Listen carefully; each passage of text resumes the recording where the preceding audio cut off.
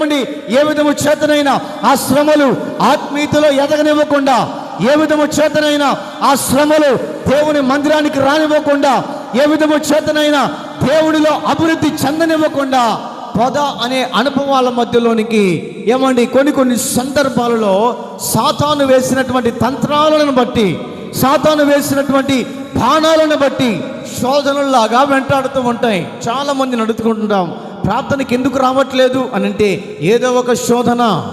దేవుని మందిరానికి ఎందుకు రావట్లేదు అంటే ఏదో ఒక భారం. దేవుని మందిరానికి ఎందుకు రావట్లేదు అంటే ఏదో ఒక శోధన మమ్మల్ని వెంటాడుతున్నది. ఆ శోధనను బట్టి దేవుని మందిరానికి రాలేకపోతున్నామని చాలామంది వారి వారి కాల వ్యవధిని బట్టి, వారి వారి ఆత్మీయ జీవితానికి తగినట్లుగా ఏమండి ఏదో ఒక సమస్యలు చెబుతూ ఉంటారు. కారణం ఏంటో తెలుసా?